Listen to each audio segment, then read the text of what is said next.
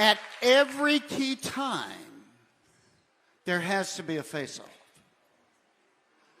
You have to turn and look back. We'll just use this as the last 70 years, or the last decade, or the last year, or your last 7 years of hell, whatever it's been. So everybody turn that way. Now this is key for healing, because you have to face off your wilderness. And you have to say, I'm at a new place, wilderness. You weren't able to hold me captive. And I'm facing you off. And then you have to turn to the other way and face off your promise. Because in that promise, remember, has all this incredible increase, all this incredible blessing, but all these big giants. So you have to say, Lord, I'm facing the promise you've given me. Say it out loud. And I'm not afraid to face off the giants that would have me turn back. Now put your hand on the person's back in front of you and say, you don't need to come back this way. Now just give them a little push forward. Now, Father, I say we're coming into our promise.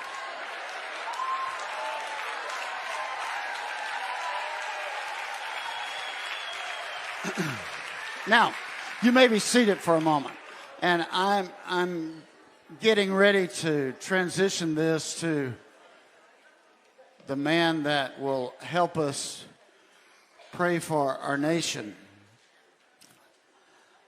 You know, healing takes on lots of dimensions.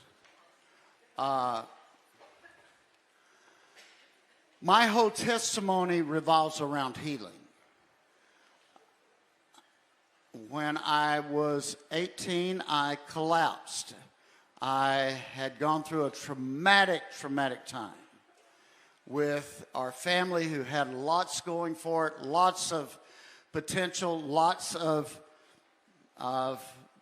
blessings, and yet some way it fell under array and corruption. Lots of land.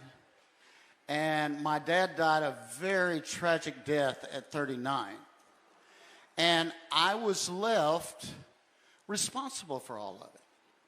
Well, you don't want to be responsible for 600 acres and all these cattle and horses and family. And I didn't fully understand inheritance.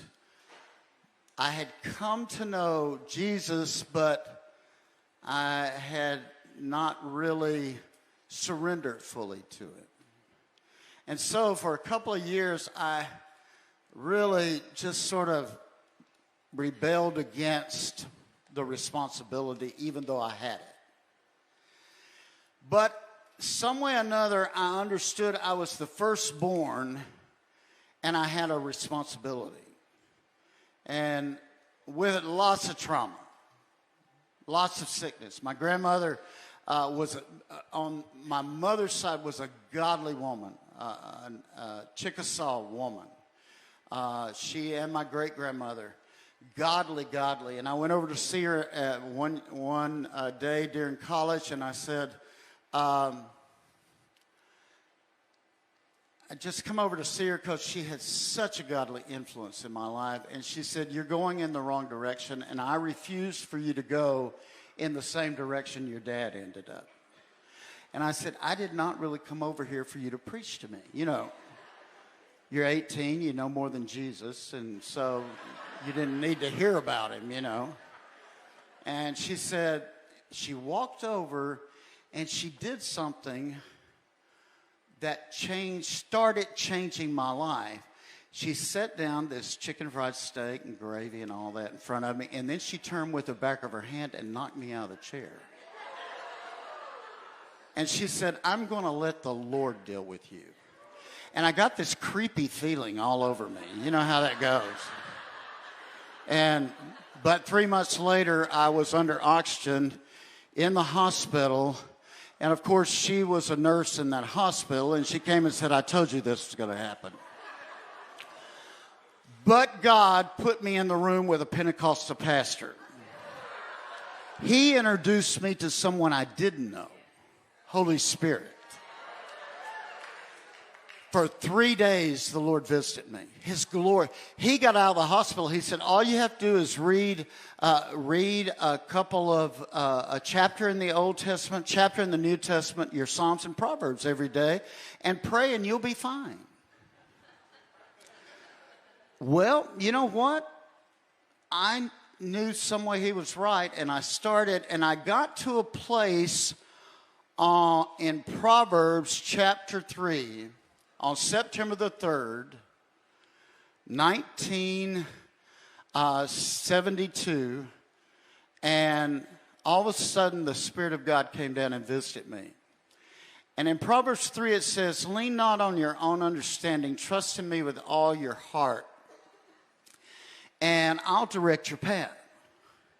And it says, if you'll give me your first fruits, I will not only fill your barns, and our barns were empty, and fill your vats with new wine. Well, we had oil, and that meant to me the wells would spring up again. And I will also, it says right there, heal your body and your bone marrow and your nervous system. And so all of a sudden the Spirit of God said, give me your best each month and I'll bless the rest. And I will restore all that you have lost. Had no idea what that meant. I just started doing it. And to this day, I still do it. And I can honestly tell you, because of that, He has sustained me. And He's redone me. And He's transformed me. And He's healed me, spirit, soul, and body.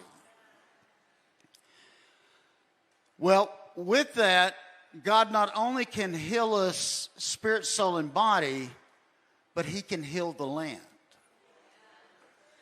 And that was the major issue of my responsibility.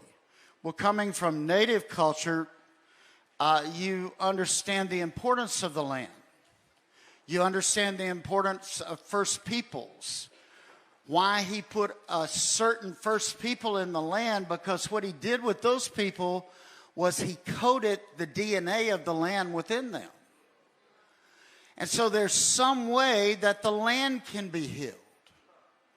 Now, we are on a journey, as it says in 2 Chronicles chapter 7, that if my people who are called by my name will humble themselves, turn from their wicked ways, seek me, I will heal their land. We are in a crisis of plowing this year so that the land can start healing and producing in a new way next year.